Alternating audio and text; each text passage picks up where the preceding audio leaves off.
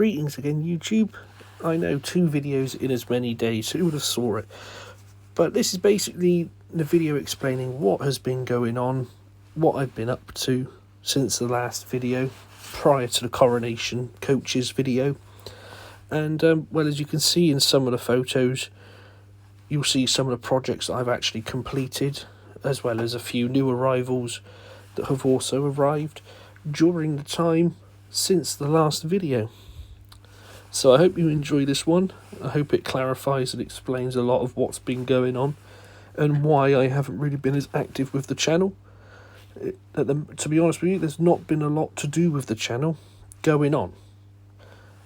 So we'll get on with the video now. So following on from all of that, it's just been mentioned, as you can see here, I used since the last video really as just looking around the shed going, I've got so many half done yet to be completed projects. I mean, for instance, up here I've got a Airfix 170 scale, second scale Liberator that still needs finishing. It's just transfers and it's done. This Spitfire here also just needs transfers and it's done. The D-Day collection of fighters, they need finishing off, as well as the V-Force that needs finishing off. And then that's before you get onto railway related projects as well. So this year has been a real focus on the O-gauge bits and pieces, as you've seen behind you, and you would have seen the full lineup along here of the O-gauge stuff. So what's left in O-gauge to complete? Well, I've just finished this B1. That's all done. It needs a few adjustments to the chassis, but other than that, she is done. Cosmetically, mechanically, she is done. It's now just a bit of fettling, running in, and then she's good to go.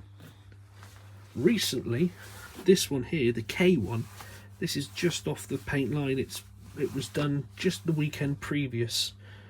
Went to my O-gauge club for a bit of scrutiny just to make sure that the chassis was free running and everything, which it is. She needs tender wheels, motion to be built, gearbox and everything put in and wired up, and then the K1 is also done.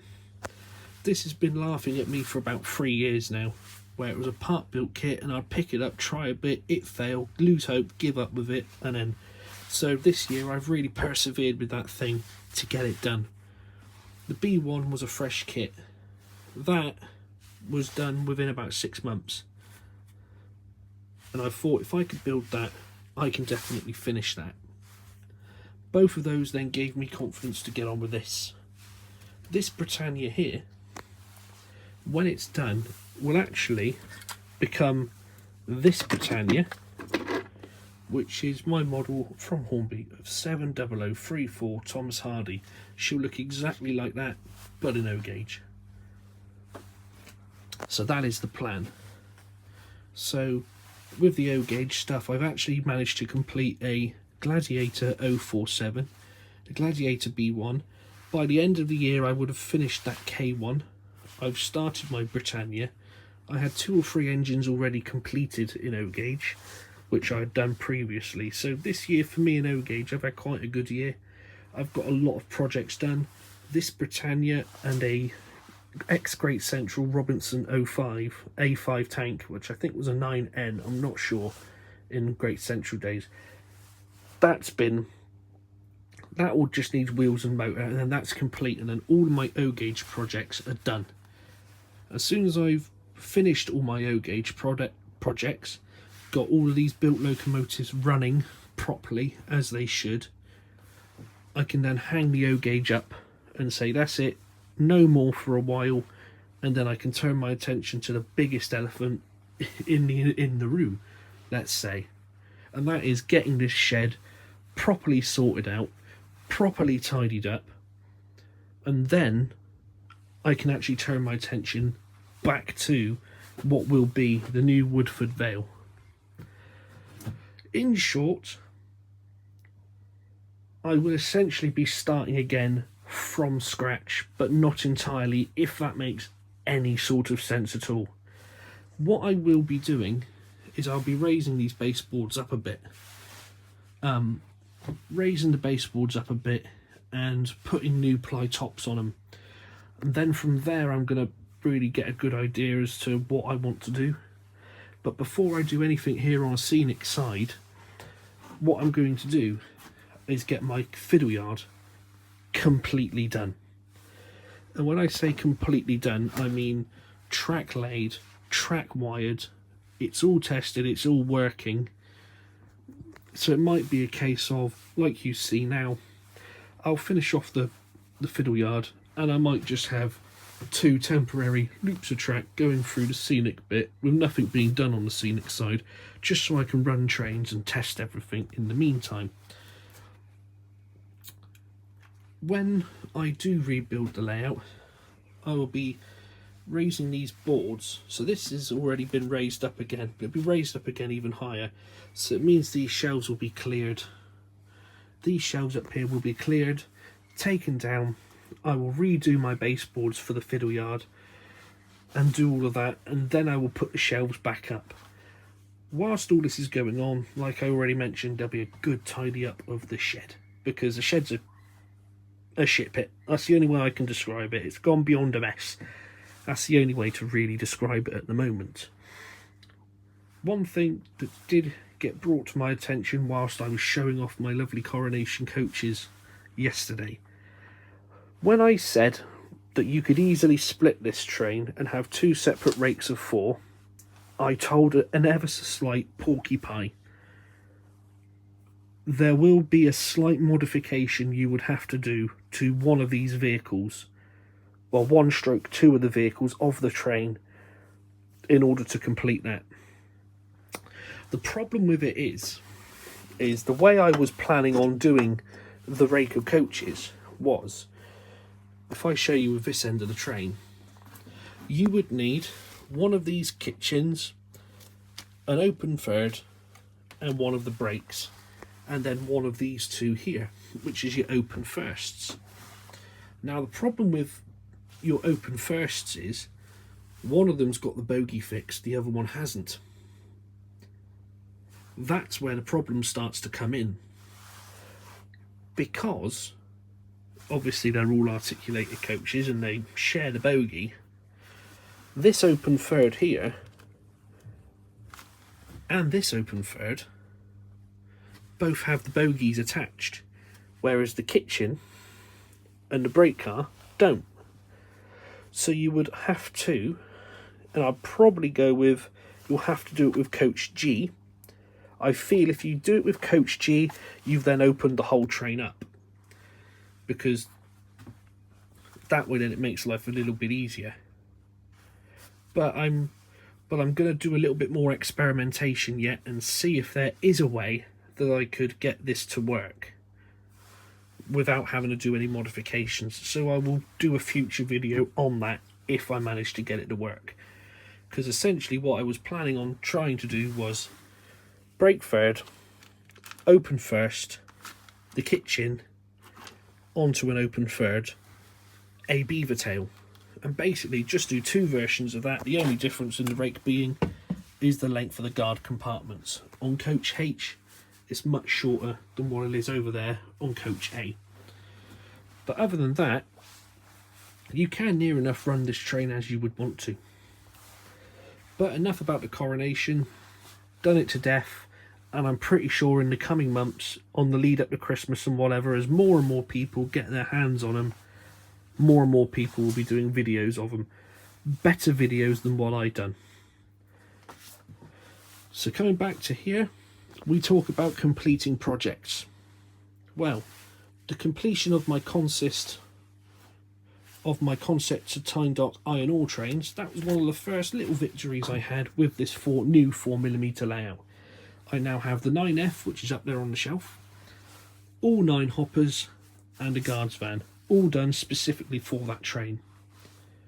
I do need to buy the rest of the loads, which I'll probably do at the end of this month. I'll probably buy the last remaining 6 loads, do what I did to these, which is a Hornby bauxite or iron oxide weathering powder over the loads, and then a matte varnish, and then that brings the loads up, as well as the weathering on the hoppers.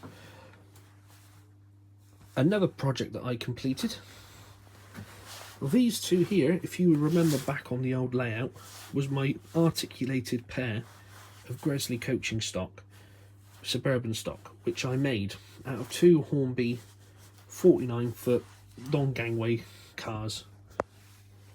So this is a brake third set with a 4-compartment brake.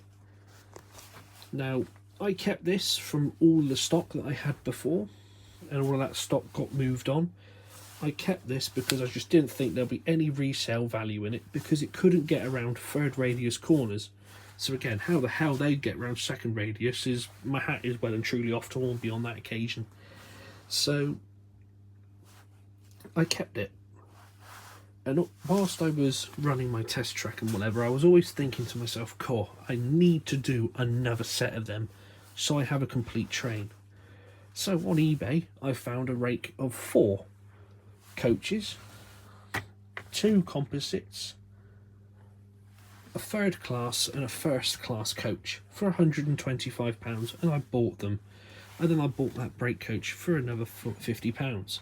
So now I have completed my articulated set of coaches. I need to put a lamp, a tail lamp on this one, this brake coach here, but other than that, it is complete. And with that regular third class vehicle, if you can see it, with it, and my Sonic Models A5, if I just grab that for you all, so you can have a nosy at it. And with that on the front, I will say that this rake of coaches looks pretty spectacular. The reason why this buffet coach is here, just before, I mean a week or so before, I made the decision to rip up the old Woodford Vale line and sell everything near enough. I purchased one of these, done it up, and it looked splendid. In amongst a rake of Thompson and Gresley coaches, behind an A4, it looked fantastic. I then sold it. And these carmine and cream vehicles, particularly for the eastern region, and particularly the catering vehicles, are like rocking horse poo to get your hands on. I mean, this cost me 32 quid a couple of weeks ago, and you know, that was a long time waiting for one to come up, and then 2 came up at once, and I was lucky enough to get one. I was then since informed that they only have, the miniature buffets only ever carried carmine and cream in preservation. So the air was a bit blue after I learnt that fact, as I model in the Steam days, but unfortunately Raw One's going to have to reply, it's my model railway, and it is bloody impossible to get your hands on carmine and cream catering stock. I've only ever seen one restaurant unclassified on eBay. It was a Midland one, and it was in a rake of 8, and I think they sold for about £140 the rake of 8. I've only ever seen one on eBay, so that's going to have to do for the time being, and then eventually at some time I'll get a maroon or a green one, strip it down, paint it, line it in carmine and cream, a proper restaurant car, so it's actually appropriate. Doesn't mean I'm not going to use it. I mean, I've fitted my KD couplings to it, which in itself was a bit of a mission, but I've done it. So that's what I've been doing at the minute. I've just been taking on little projects, and my idea for my new 00 gauge layout in particular is to have most of the rolling stock and whatever I want for it ready before the layout is done. So this fiddle yard, when I remake these boards, I'm actually going to make little corner pieces here, so I can actually have more of these baseboards for storage. And in a previous video I said about how, oh yeah, lovely, I can have a foot for a workbench and then a 1.5 foot for fiddle yard. That's made life very difficult, so I'm just going to open the whole boards back up, and hopefully by raising them up, that will then enable me to have a workbench in underneath. I can get to the wiring a lot more accessibly, a lot easier, and it will just make life a little bit easier. As well, with the enlarged height gap from the floor, it might give me some room to put some more shelving in, some better shelving than what I've currently got, and just make life a little bit more easier for me in general. So that's what the future brings. Now, timescale. 2025 is definitely going to be a buffer year. The channel will be very quiet, as you've got used to over 2024. Doesn't mean I'm not going to produce videos at all by any stretch of the imagination. I will do bits and pieces here and there. What it is, I can't tell you. So whether it be a case of I buy up a few parkside fish vans and we make them up over the course of a video or two, and you see how I make my fish train, which will be about 13 to 15 wagons long, and will mostly be kit-built vehicles, because this little guards van was great fun to do. It really was. And one thing I will say regarding this little Dapol kit, the wheels from them are rubbish. There's no easy and polite way to say it. The wheels from the kit were rubbish. All I did was I nicked the wheels from a Bachmann brake van I got over there. I nicked its wheels, put them in, gave it a run for a few weeks, and it was fine. So I think when I'll buy up a few packs of Bachmann wheels before I start buying my fish van kits, and then when I get my fish van kits, I'll be using Bachmann axles in it. I think a pack of 10 wheels will do 5 vans, so 3 packs of 10, and there you go, you've got your 15. You know, and bearing in mind, one of those 5 sets of vans, one of them will be a guards van. It'll be 13 in the train, and then 2 on the end, like how Tony Wright has his fish train on Little Bytham. You'll have the swingers on the end. So that's how I'm going to do my fish train. So, and then obviously other trains, like you'll see, I'll talk you through how I would make up an express on how I would have it. So over there at the back, you've got my maroon Mark 1s. It's simple. It's a second class brake, a first class compartment coach, a restaurant unclassified, and then a compartment second with another second brake on the end. And that's near enough how it is, but I'll talk you through how the formation goes together, why I've chosen the vehicles in the train, and how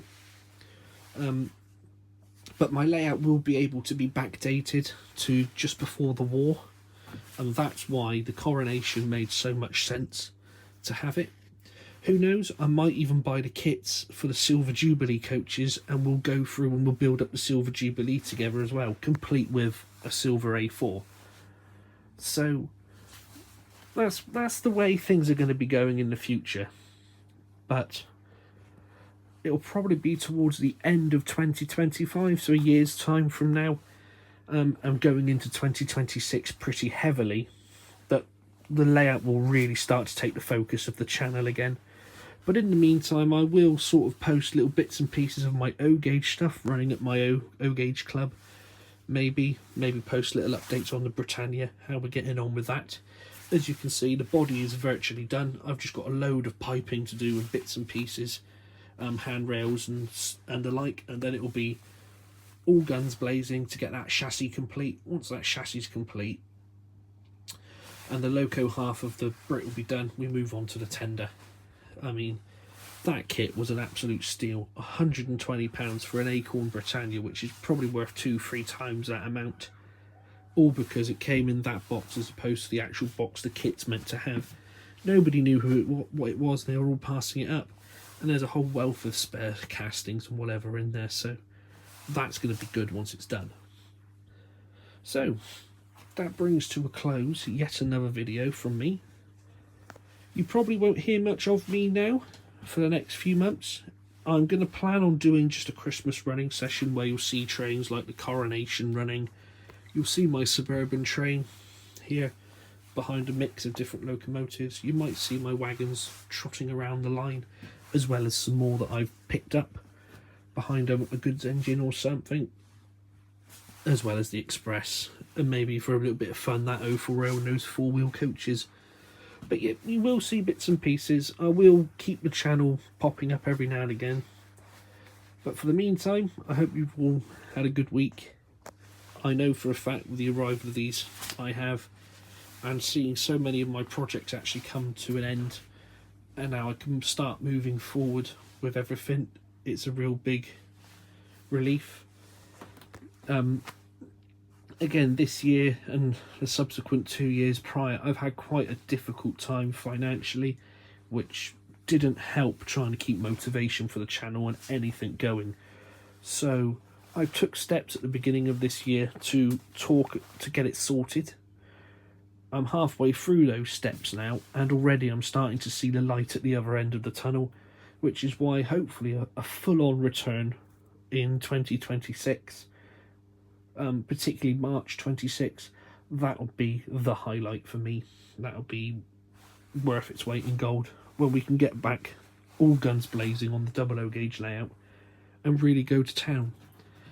As time goes on over the course of the next year or so, I will slowly start to drop hints as opposed to what's going to be happening with the new layout. I'm torn about the name because I'm either going to have trains through open country, so we just celebrate the trains coming through, or I might do trains on a viaduct over a town, because I've got all these lovely cars from Oxford Diecast here, and it seems a shame to waste them, as well as that factory building and this little shed that I've made up. You might recognise it from the back of the old Grand Central Hotel. Well, that building I've dismantled and demolished, and I've saved that, as well as some of the constructional plastic card for maybe scratch building a building in the future. So now we're just going to bring this video to a close, and I'm going to thank you all very much for sticking with me, sticking with the channel, and also thank you all very much for watching again. Hope you all have a great weekend, and I hope you all enjoy yourselves and have a good time. Try not to get into too much mischief or any trouble, and I will see you just before or just after Christmas with a Christmas running session on my little test track. I might even speak with my uncle and see if I can nick his layout for a day, so that way then I can run some of my trains and some of my engines with a whole mix of rolling stock, and his layout is a little bit further along, so it might be a little bit more interesting for you. So thank you all for watching, and have a great weekend. Goodbye.